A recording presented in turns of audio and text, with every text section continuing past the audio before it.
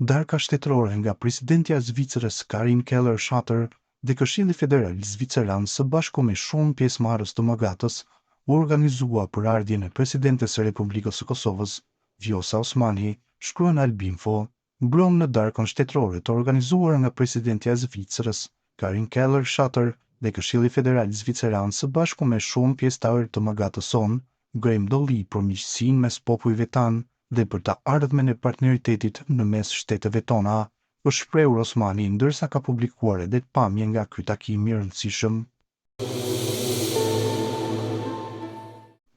Zvicra më mësoi të lulëzoj, Kosova më kujton kush jam.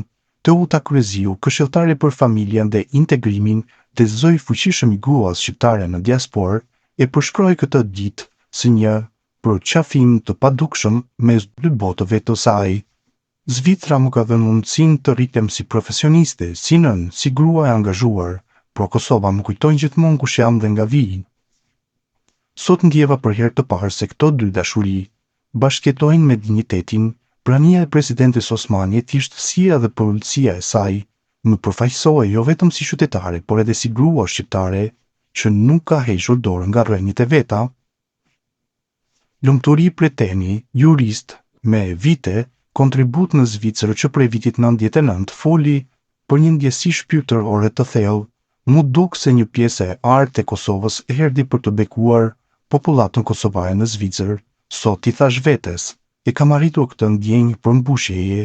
Zonja presidente është presidente e zemrave, një moment historik në marrëdhëniet bilaterale, për Agim Pepajn, përfaqësuesi i shoqatës Gjergj Kastrioti dhe figurë aktive në promovimin e kulturës shqiptare në Zvicër.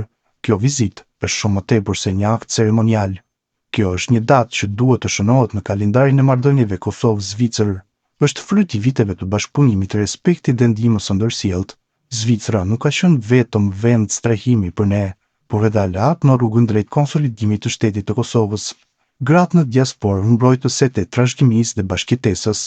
Arbenita Zeka Surdulli, kryetare e shoqatës kulturore Bashkimi, përfaqësoi zërin e shumë grave që për vite të tëra kanë mbajtur gjallë gjuhën, kulturën dhe ndjeshmërinë kombëtare.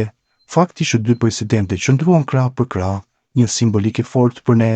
Ne gratë në diasporë kemi punuar për të ruajtur gjuhën, identitetin dhe për të ushqyer ndjenjën e përkatësisë te fëmijët tanë.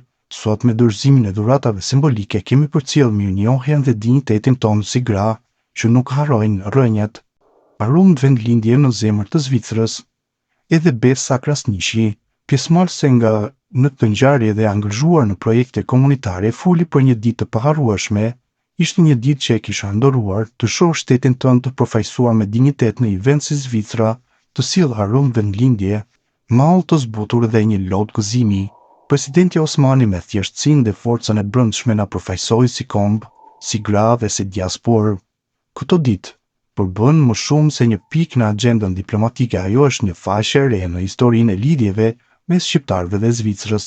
Në një vend ku integrimi nuk është vetëm fjalë, por realiteti i jetuar, shqiptarët kanë ndërtuar komunitete të forta, kanë ruajtur identitetin dhe njëkohësisht kanë kontribuar në zhvillimin e shoqërisë ku jetojmë.